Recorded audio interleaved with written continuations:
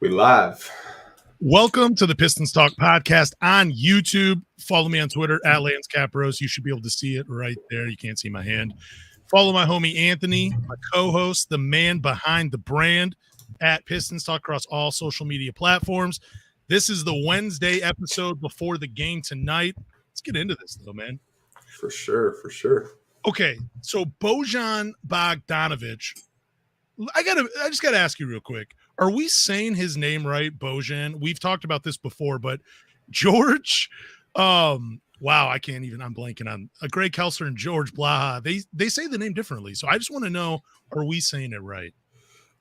I never go off of what George Blaha says because I've noticed. I'm trying to think. Like, he didn't say Jonas Jerebko's name right for the first month until someone corrected him. And this isn't like slander towards George. Like, he's just trying to pronounce it. Like, no one could say Giannis's name for like the first 6 years. Yeah. I think it's Bojan or Bojan, whatever you want to say. I'm sure that the YouTube trolls will let us know how it's actually, this is how you say it. But yeah. I mean, I just say Bojan. Same. Oh, good freaking catch. Caught the cell phone. Let's go.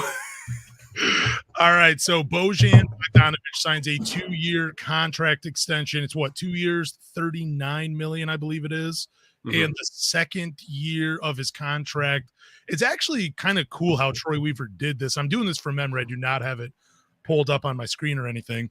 But I believe the second year is a guaranteed $2 million, but it's very incentive heavy. Is that what the contract is? From what I read I think it was James Edwards that did first report this. I think the first year is around 19 million, and then the second year, which is such a Troy Weaver move, is partially guaranteed. Yep.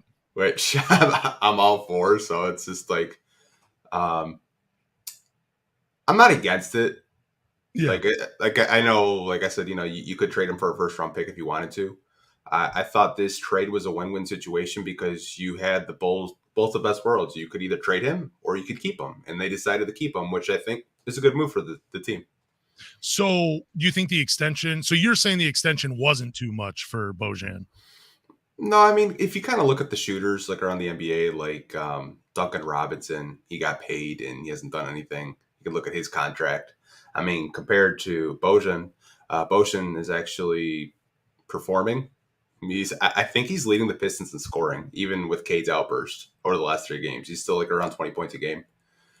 So I think there's value with him. And I think what a lot of fans, when they saw the contract, they were kind of upset about it.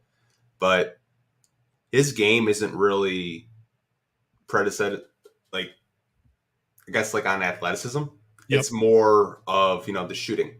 And you see shooters in the NBA, I think of Mo Williams, who, even later in his career, he was still a really great shooter. So, I mean, when you look at a guy like a Bojan, even though he's 33 and the contract will be up when he's 35, I'm sure he'll still be a very good shooter. Yeah, and he's a guy that, like you're saying, he's not very athletic because, I mean, he is 33 years old, but he knows how to create space with little movements. That's what I love about his game. It's just, he pump fakes, takes one dribble, steps back, lets it go. I love Bojan's game. He is averaging 23 points per game so far in 8 games for the Pistons. New career high, shooting 51. I'm rounding up, by the way.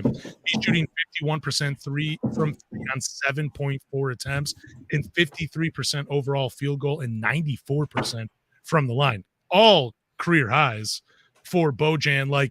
That contract is so justified right now, just by even after the first 8 games, even though the Pistons aren't winning, just the way he's performing, averaging 23 a game with those shooting splits, he's in a club in his own right now. 50, 50, 53, 50, 94 club.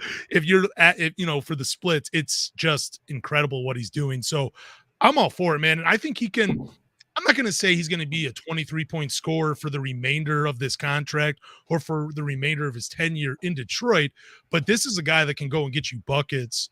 He's going to be able to get you buckets for a while. He's going to live up to that contract. I have no problem with the Pistons paying him that kind of money. I thought it was a fair deal, and it's nice to know that the second year is just partially guaranteed. Yeah, I was kind of thinking while you were talking, what is it with players when they come here, getting traded, having career highs? I don't know. Blake Griffin had his best statistical career when he was in Detroit. Now Bojan, it's just, you come to Detroit, you're going to have a career year, I guess. People are going to hate this joke, but there's something in the water. That is why guys are playing out of their mind. Detroit. I'm not touching that. No, I'm not touching that joke. So could you see the Pistons trading him even though he's on a new deal? You still think the Pistons trade him? I think there's always a possibility for a trade depending, who is going to become available at the deadline. Yeah. But I think when they did trade for him, I think the big reason why the Pistons wanted to do that is because they wanted to extend him. I guess that's a reason why a lot of teams actually kind of shied away from it, because they thought he was going to want like all this money, but they're probably kicking themselves right now. Like a lot of the teams that were going to trade for him, like the Lakers, I know we're linked to them, linked to Bojan and other contenders. Getting a guy like that for under $20 million a year is it's a steal, man. Like an absolute steal. You just read off his stats, like shooting 40% from three, 94% from the free throw line. Like those are some elite shooting numbers. And I think a lot of contenders will probably still call to see what the availability is for him.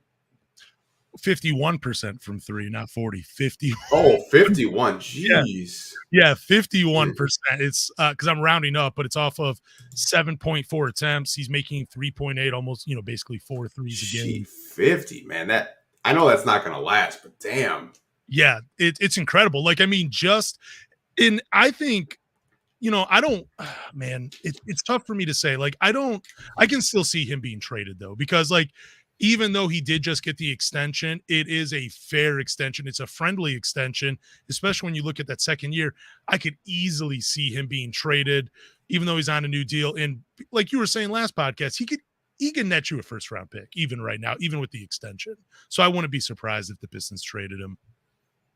Yeah, I mean, like you kind of look at the money he had in Utah. It's very similar of what the Pistons just re-signed him for. So, I mean, obviously, I think a lot of people want to keep him here because him and Cade, man, like the chemistry that they already have, like it's really special.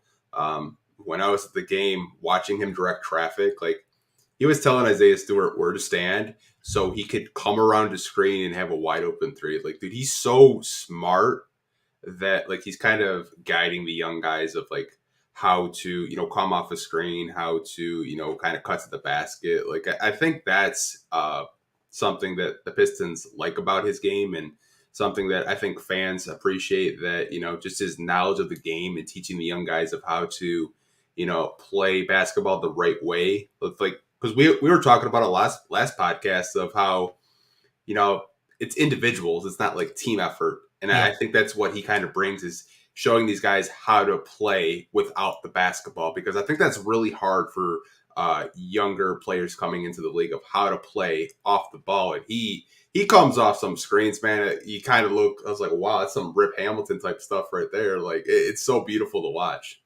Yeah, remember when we were talking about Jason Tatum and how I don't know if we both said that we would take Cade over Tatum, but our biggest knock on Tatum was that he doesn't move when he doesn't have the ball.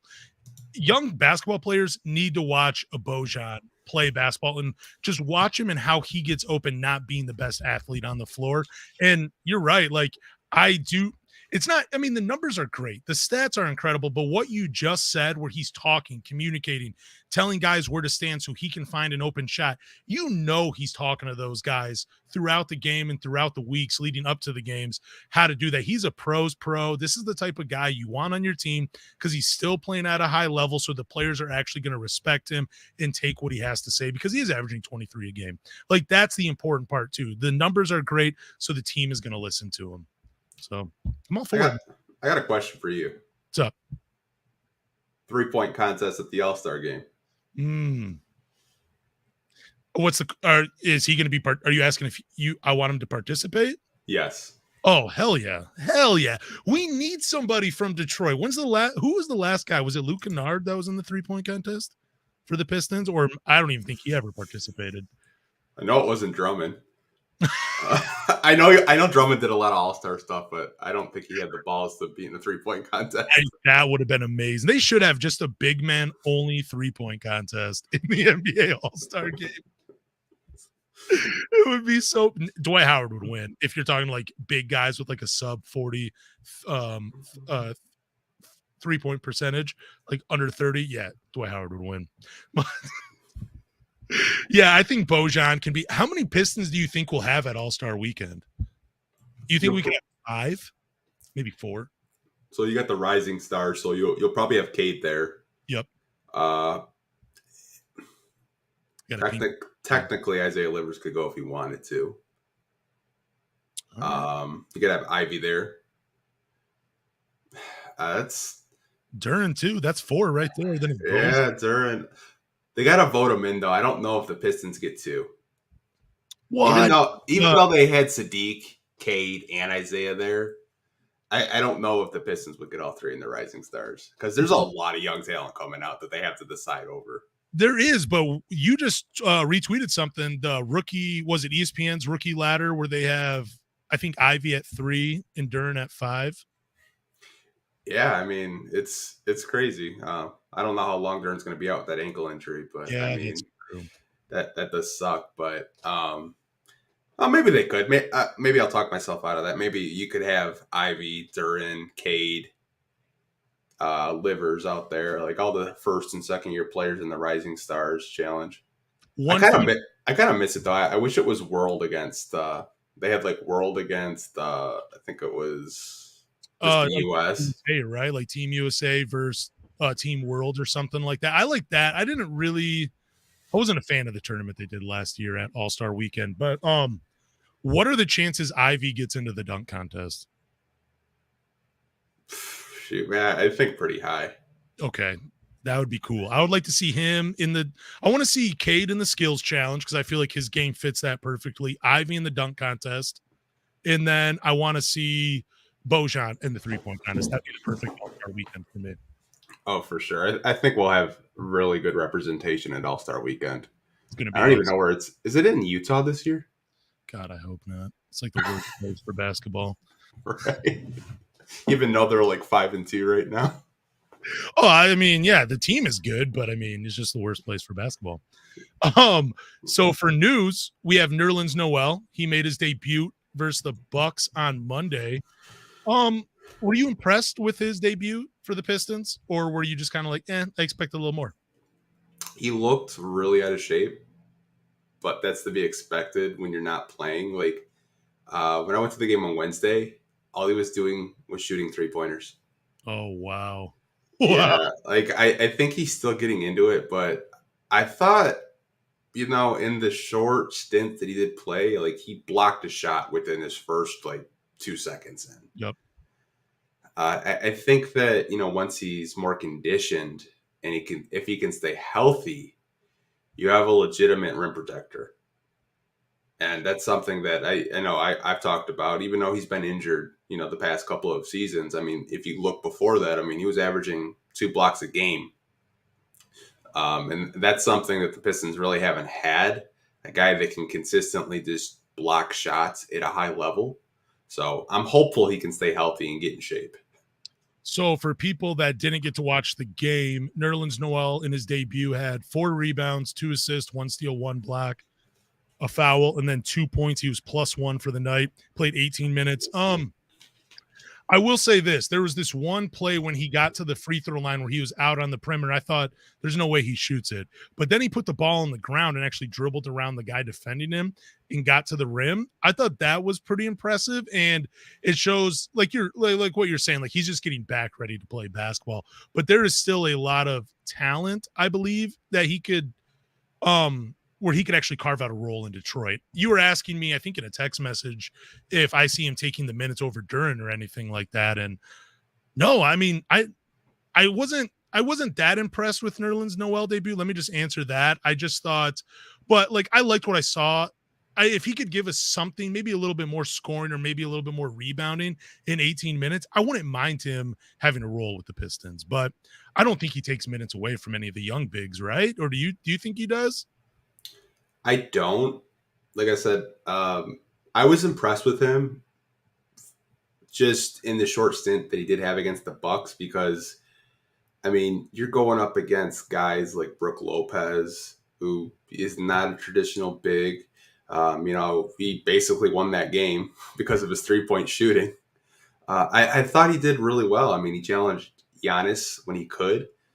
I don't think he will take minutes away unless Casey's just an absolute madman and decides to pair Duren and Stu at the 5 and the 4.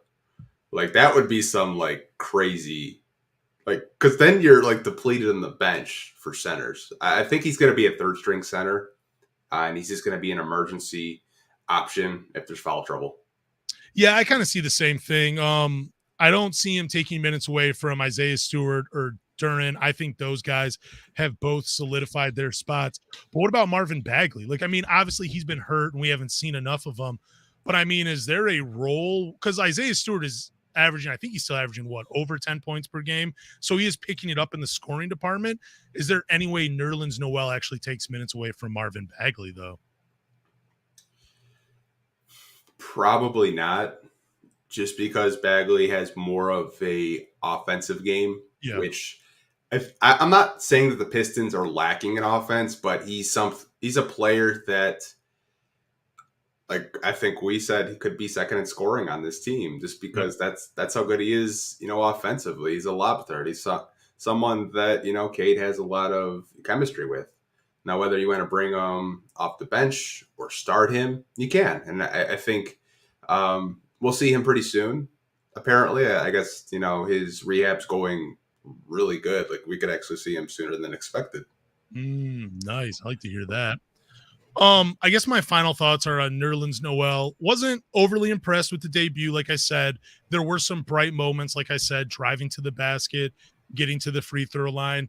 He was getting his hands up where he was actually able to block a shot. But I just thought, it was just a little underwhelming for a guy that's been in the league for as long as he has. And I know he was going up against like Brook Lopez and, there's Bobby Portis and there was Giannis. But there were moments where Giannis wasn't on the floor. And I kind of thought Nerlens Noel would take advantage of the lack of shot blocking. I know Brook Lopez, he's had a few games like where he's blocked 4 or 5 shots here and there, but he does have a lot of games where he's had 0 in that area. So I figured a veteran like Nerlens Noel, especially when he was able to beat someone off the dribble and get to the lane, I thought I would see a little bit more from him. It was just underwhelming. And I'm with you. I think he's a third string center. I don't think there's much of a role for him other than, emergencies here in Detroit. Yeah, I mean, when you have 2 young centers that get in foul trouble, I mean, it's a luxury to have a guy like him off of the bench. Oh, 100%. 100%. Let's talk about some of these injuries, though. So we have Alec Burks. He has a foot injury. What's the timetable for him, though? Is there anything out on that, or is there just still kind of they're not saying anything about it? I asked around. It sounds like they don't even know. Coach Casey doesn't even know. Like, they have no idea when he's coming back. That's so disappointing. I was looking forward to Alec Burks, man. He's a fun player, man, and that just sucks that he has an injury and we're not going to see him at least in the immediate future. But who knows? Marvin Bagley, like Anthony had already said, Coach Casey said Bagley's been doing one-on-one and he is on pace to return soon. What did they give any timetable? I'm sorry, I don't know if you had said it earlier in the podcast or not.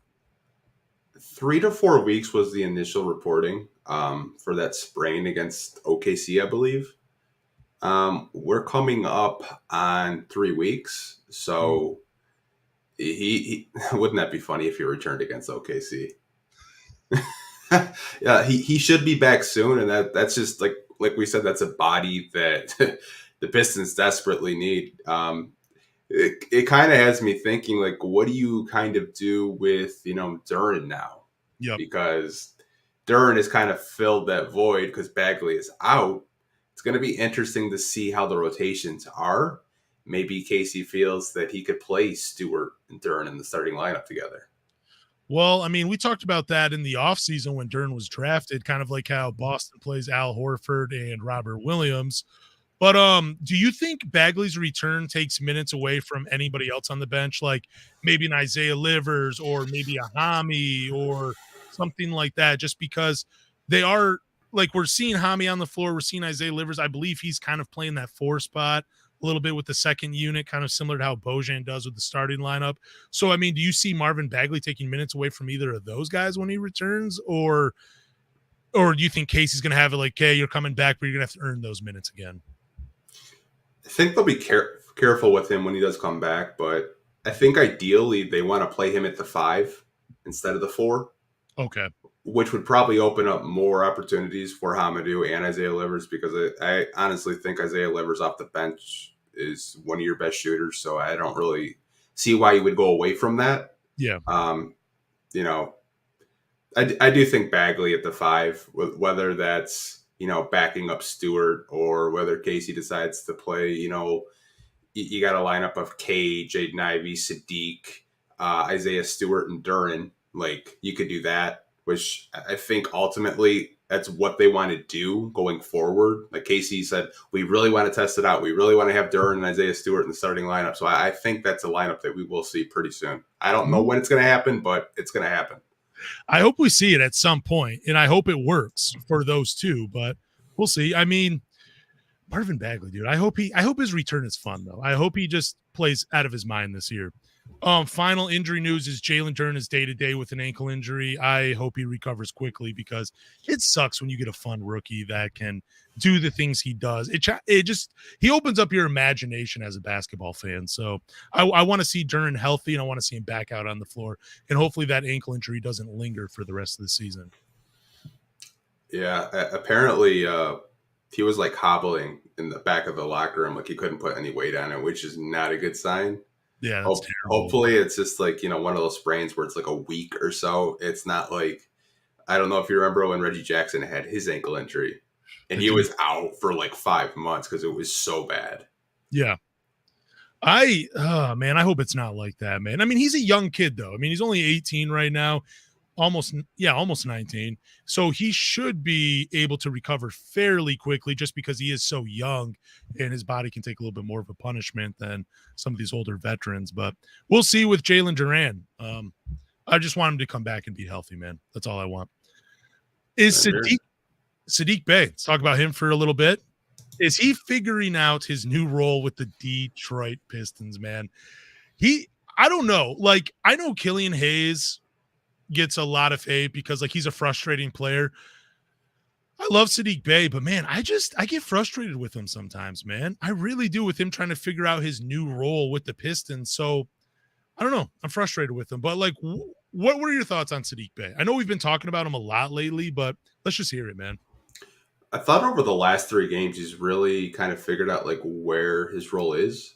Like the Bucks game, he was so hot like in the second quarter, and then he was hot coming out of the third quarter.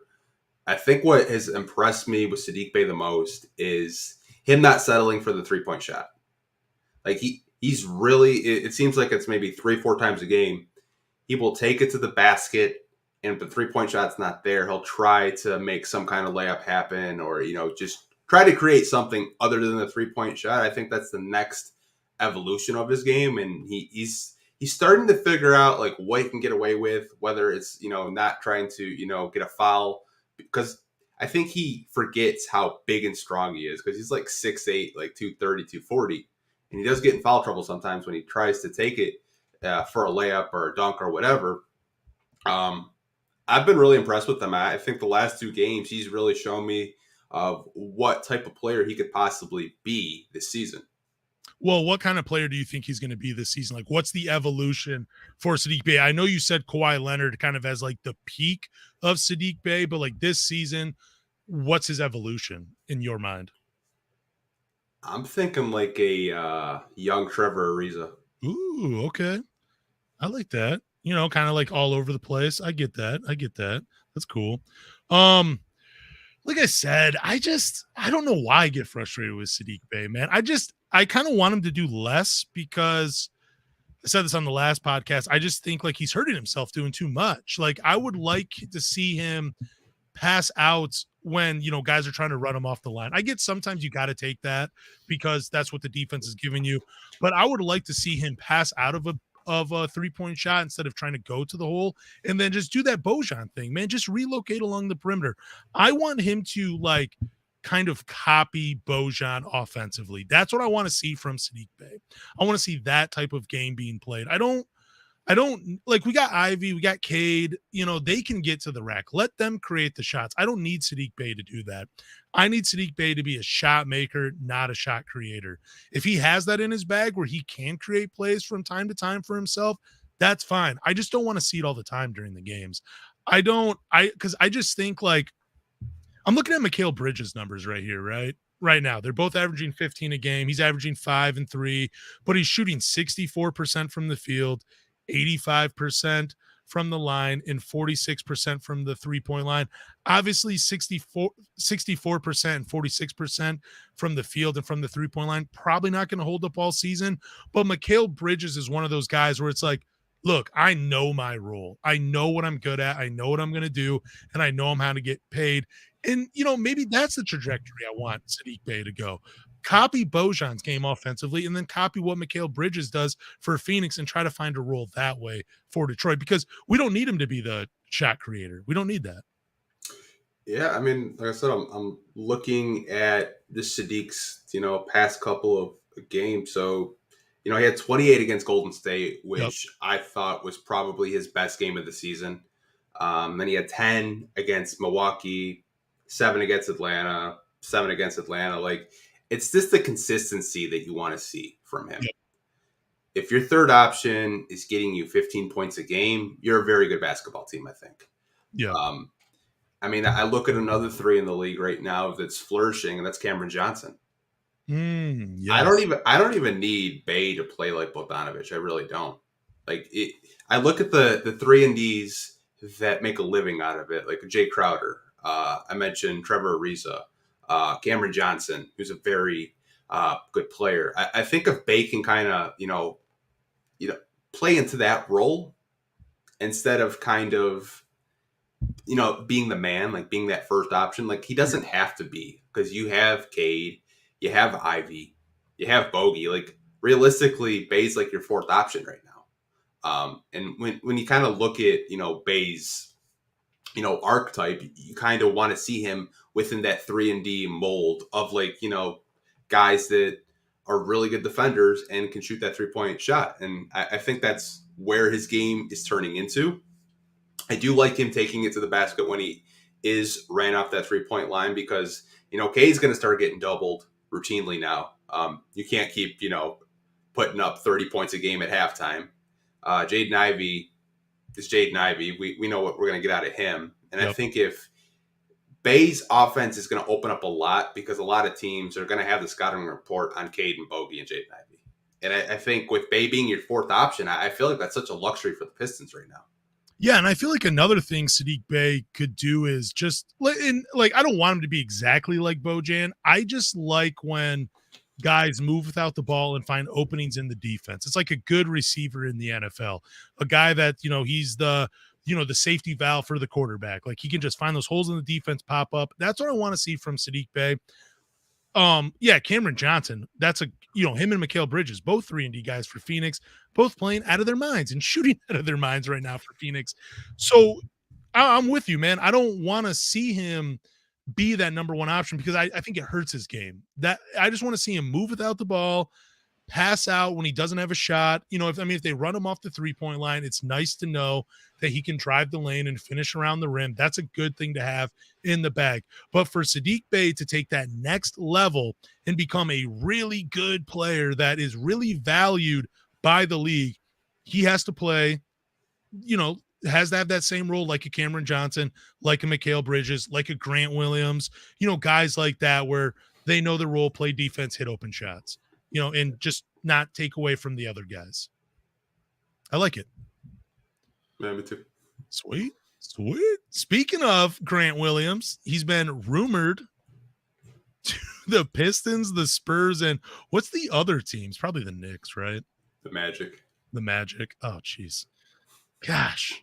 Grant Williams, though, he's 17 to 18 million. That's what's rumored, right? That teams want to offer him that. And then there's rumors that they could front load the contract to scare the Boston Celtics off from wanting to match. So my thing is, why is Grant Williams being rumored to other teams, and why did Boston not why did they not extend him? Like, what am I missing about Grant Williams' game? Because He's effective from the 3-point line. He's become more valuable just by playing within his role. He's a hell of a defender. I mean, he can guard 1 through 5, it seems like he's very multi-talented. So I don't know what I'm missing from why Boston doesn't want him. But I'm excited if the Pistons could bring him in. I think he's a hell of a player. Yeah, I think Boston did make a mistake by not extending him, because now they're going to be in a bidding war with teams that are rebuilding or teams that feel like they're just a Grant Williams away from competing for the playoffs.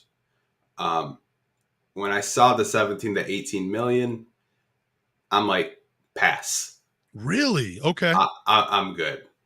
I think he's talented, but I think what the Pistons are probably going to do in free agency is try to find more players like a Bojan that do become available. Yep. Because I do think they need like one more, like a perimeter defender that can, because Bojan's not a perimeter defender, but they need like a perimeter defender that, can guard 1 through 4 and can shoot around 35% from 3.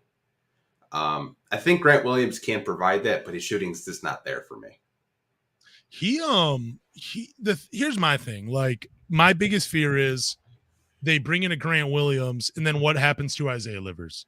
What happens to SADDIQ Bey? You know what I'm saying? Because he's right in that age range as those guys. And I know he's not playing at SADDIQ Bey's level, but he's also playing behind Jason Tatum and Jaylen Brown. Who knows what more this guy could give a team? So my thing is, are you bringing in Grant Williams because you don't have faith that Isaiah Livers or SADDIQ Bey or maybe another young player can grow into a role to help this team ultimately win? I guess that's more of my question, and maybe – I don't know. I don't even think it can't be answered. That's the problem. It can't be answered right now, but I don't know. I kind of like Grant Williams games. I just don't know if I want him in Detroit next season because I don't know where he fits, especially with the Bojan extension. You get Bojan with the 2 years, you got SADDIQ Bey, and now you got Isaiah Livers, and then you got Marvin Bagley in the front court, Duran, Isaiah Stewart. You got a lot of minutes that need to go around. So I would probably have to pass on Grant Williams with the team currently the way it is, because I don't want to see some of these guys go to the wayside. And I have a feeling there'd be some kind of frustrating decisions if they were go with the Grant Williams. Okay, I sound like a complete jackass. So, because I'm looking up his stats for the year. Guess what he's shooting from 3? I have the stats pulled up. 66%. What the hell? That's not going to last. I'm sorry. I'm just looking at his logs. He's making, a couple threes here and there, but 66% from 3. I'm sorry, man. That's just not going to last.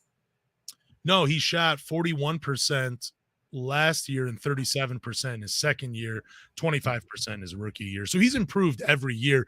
But you're right, 66, 67%, it's unheard of. He's not going to be able to do that. He'll probably still be in the 40s or around there at the time. He's a decent shooter. He knows his role, but the problem is he's a 6'6" power forward, and that's the other problem with the Pistons. You're going to give money to a 6'6" power forward, and this team is already small and lacks athletic ability and explosion already in the starting lineup. So now you might sign and then play someone big minutes that isn't an explosive athlete, and he's undersized for the position that he plays. Even though we're in the era of positionless basketball and space, but dude, I mean, he's 6'6", and you compare him with 6'8" Isaiah Stewart. Both those guys have a hard time jumping over a credit card. It's not looking good for your front court in Detroit. No, it's when I look at that, I'm just yeah, I'm good, man. I don't want that. We are to your point. I remember you talking how unathletic this team is. If you were to get Grant Williams, you have so many guys that are I don't want to say slow, but they're just not athletic at all. Hamidou Diallo, Marvin Bagley, and Jaden Ivey are your 3 best athletes. Yeah, they are incredible. That's why and I've said this before, that's why I was so frustrated with people wanting to draft Keegan Murray, because I wanted more of an athlete in the starting lineup, because I think that part is important. So yeah, I love the Pistons because they're valuing these high skilled guys, these guys that, maybe they're not very athletic, but they're really skilled. But eventually you got to get some athletes, man. You got to get some thoroughbreds on the team that take you over the top. So Grant Williams, I'd be out on him. Now, if they make space for him, like if Bojan is traded, if they let go of Isaiah Livers, yeah, cool. Bring in Grant Williams, man. Bring him in. I'd be okay with it. Yeah, I mean, I'm just looking at like kind of like the free agents that will be available, and I mean, like probably the biggest name free agent wise is like Westbrook and Kyrie Irving. Like it's not like crazy, right? Yeah.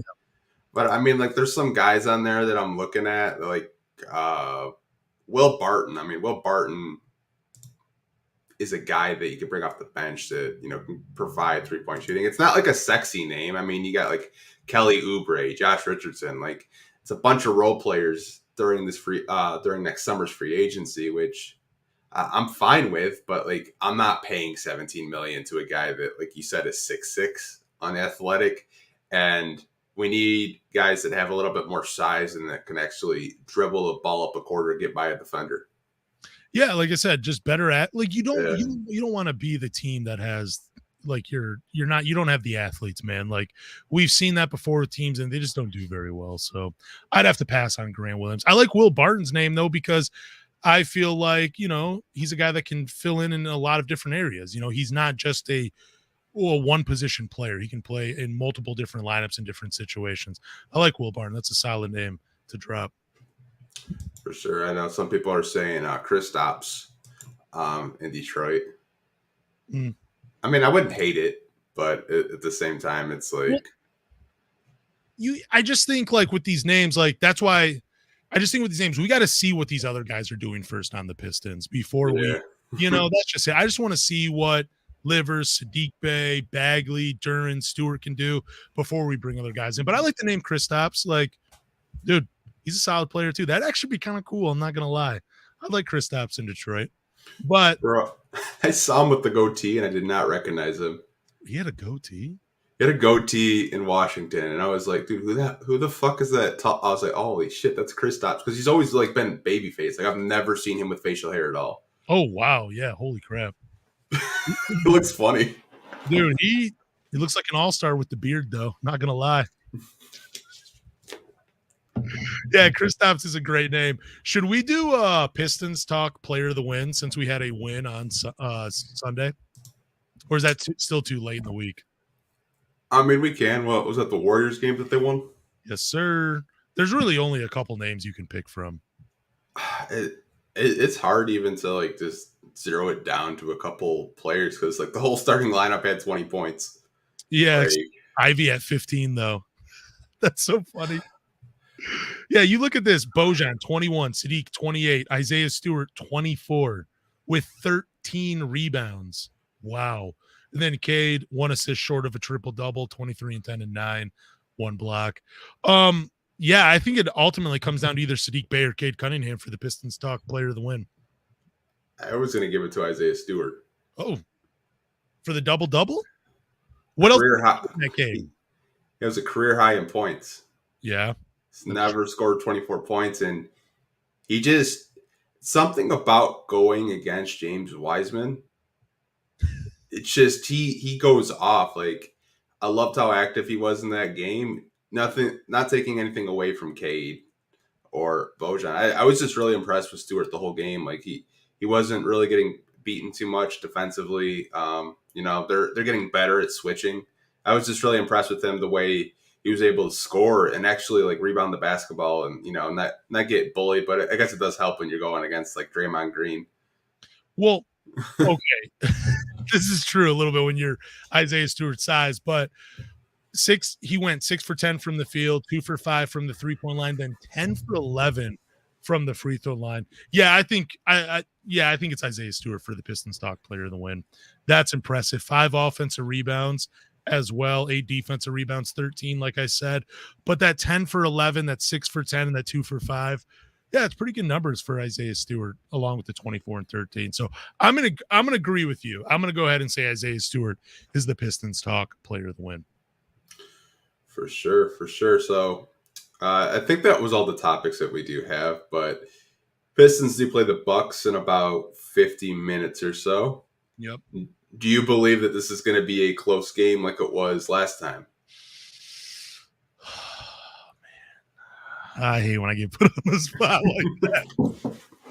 Because I want to say no, I think the game's going to be close, but I don't know, man. The Bucks are still really talented, man. And anytime you have Giannis on, then you play him on the floor, they have a chance, man. What was the final score of the last game between these two teams? 110-108. I'm going to go ahead and say the Pistons lose this game, and they're going to lose by 10 or more. I'm going to say it's not going to be a close game, 10 or more. I'm copping out. I'm just going to say. Okay. Well, Vegas has it at an 11.5 for the Bucks. So here's my game plan. If you've noticed, Corey Joseph has played less than 10 minutes the last two games. Oh, really? Dwayne Casey has not been playing Corey Joseph as much. He's been playing Killian a lot more. If the Pistons do not play Corey Joseph more than 10 minutes, they have a shot. And I think they get revenge. I think they win tonight by 4. Ooh, so Corey Joseph did not play against Milwaukee. No. Wow, he did not play on a Coach Casey team? Yeah. Are we being for real right now? A DNP dude, we need to celebrate. I can't believe this wasn't talked about more. You know what was funny? I think Pistons fans were just so proud of the Pistons beating the Warriors and then going against the Bucks on a back-to-back and only losing by 2 points. They were so hyper-focused on that they didn't even notice Corey Joseph didn't play. Yeah, I mean, I just saw a couple tweets where people were like, well, man, I hope if Killian Hayes goes to the G League that we start giving the minutes to Corey Joseph. I'd be okay with it. And I don't think people realize, he played 4 minutes against Golden State and then did not play against Milwaukee. So maybe he's on his way out. Maybe there's a trade on the table for Corey Joseph. Are we speculating right now, Anthony, that Corey Joseph is about to be traded? You are. I'm not going down that route. Honestly, no, I'm not going to do that. But I will say a conspiracy theory I do have is the Pistons got a letter from the league office saying, we know what you're doing. Stop tanking. Oh, okay. That's hilarious too. Oh my gosh. Yeah. So you think they beat the Bucks tonight by 4, you said? If Corey doesn't play more than 10 minutes, yeah. Okay. And I'm going with the Pistons lose by 10 or more tonight. So we're on the complete opposite ends of the spectrum here, Anthony. We'll see. One of us is going to be right. Yeah. They just never mind. Pistons play the Cavs on Friday. We talked about this on Sunday, but now, I mean, we said that this was the most realistic game for the Pistons to win this week. We were both we're like all of Detroit. We were surprised that they beat the Warriors. Do you still think the Pistons have a chance to beat the Cavs on Friday? I do. Darius Garland is coming back tonight. He's been out, I believe, since the 19th of October with a eye injury. So see how he does tonight. He's in my fantasy league, so I'll be keeping an eye on that. But I do think, if they play like they played against the Warriors, I think they can beat any team. It's just consistency and playing together as a team. That Warriors game was probably the most complete game I've seen all season. Yeah, I was going to ask you, what do you think they were doing against Golden State that they haven't done all season that made them look so much more complete? What do you think was the difference between that team versus the first 6 games of the season? I think defensively they communicated more on switches. I think they had a graphic up with just the defensive numbers the first 5 games against, all the other opponents and then Golden State. Defensively, they're starting to figure out these switches more. They're starting to communicate more. And I think if you communicate on the defensive end and you're still doing what you're doing on offense, you're going to give yourself a pretty good chance to win because you have a lot of options. Cade averaging 23 points this season so far. Ivy, he's good for anywhere from 12 to 15 points. Bogey's going to get you around 20 points. So I think if they can still do what they're doing on offense and play better defense with the switching and communicating, they'll be just fine. Yeah, I was going to say the communication was the thing I noticed against the Warriors. Like they were really, it just felt like a different team. It felt like a more mature team against the Warriors. Like they knew the assignment, they knew what they had to do to get that. And hopefully that is a turning point for the Pistons coming up. But yeah, I would say the biggest difference would be communication versus the communication versus the Warriors was so much better defensively than it was the first 6 games. And dude, real quick about Cade Cunningham, because he's averaging 23, 6, and 7 with 1 steal and half a block, not shooting the best from the 3-point percentage, but damn, how good does it feel to know that the media got it wrong? For Rookie of the Year? No, I mean, just like over the offseason, it felt like, remember when we were talking about, I forget who said it, they were saying how they wouldn't take Cade Cunningham and their top 3 picks from last year would be Scotty Barnes, Evan Mobley. There's a lot of people saying stuff like this, but those people that discredited Cade just because he was on a losing basketball team, and now you see him playing out of his mind, where it seems like some of those media heads are like, oh crap, we were dead wrong about this guy. Like, it just feels good. It just feels so good. I know Johnny Kane had a stat today on Twitter saying that Cade's like first in points a game, first in assists, and like third in rebounds. He's outperforming Evan Mobley, Scotty Barnes, and Jalen Green in all of those statistical categories. Even though it is early in the season, Cade looks like the clear-cut superstar out of the draft class, and he looks like a guy, like we were saying. I was saying that he could average 25 points a game. I remember I said that a couple months ago, and you're like, I was like, I don't know, man, maybe like 18, 19, maybe 20. I'm not sure. Honestly, man, if like he's taking those mid-range pulleys right at that elbow, man, like that shit is cash, bro. Like I said, DeMar DeRozan, and now everyone's hopping on that train. Oh, I stole that from you, and I tweeted that out and got a lot of likes and retweets. But I also said death taxes Cade Cunningham's mid-range jumper, the only things that are guaranteed in life. Literally, man. Like, Detroit's got a superstar. Like 23, 7, and 6. Those are all-star type numbers. Dude, those are they're great. They're in the defense too, with the steals and everything. Like, I love Cade because he likes the challenge, of guarding someone else. I like that about Cade. And once everybody else takes that next step, his defense is only going to get better because he won't have to do so much offensively. Even though the 23, 7, and 7 is 23, 6, and 7 is really, really cool. And I love seeing those numbers. No, his last 4, he's averaging like 28, 8, and 8. Like, dude, like that's insane for a second year jump. Like, and it's funny because Anthony Wright had just tweeted out, I didn't see the second year bump. I don't see the second year jump from Cade. He tweeted out like a week or 2 ago, and now Cade is just playing out of his mind. This is what I'm saying. It feels so good that all these guys that are way more popular than me are being like just Cade Cunningham just shoving it in their face again, man. I love that Cade is playing out of his mind right now because all those guys have to shut up now. They were dead wrong about Cade, and all of us in Detroit most of us were right in Detroit about Cade. I told you, give him a few games. That's the type of player he is. Needs to shake off that rust. Like a lot of teams right now, they're just getting the rust off the first 10, 12 games of the season. Cade just needed to get the rust off a little bit. People were freaking out in the preseason. They were freaking out opening night. Like, he just needs a little bit of time. What? Oh, you were a little bit? Yeah, I was I was freaking out about preseason, man. I was.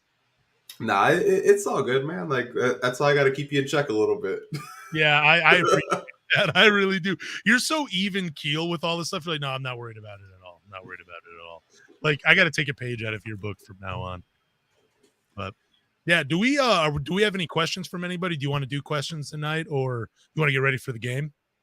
I'd like to get ready for the game, but I know we'll probably do one podcast again Sunday, and we can do the questions then there. But why don't you tell the people where they can support the podcast at? Yeah, absolutely. Thank you guys for listening to the Pistons Talk Podcast. Do us a favor, go to Google, Apple, Spotify, or wherever you listen to podcasts and subscribe. After you subscribe, leave a review, drop a rating, but more importantly, tell a Pistons fan.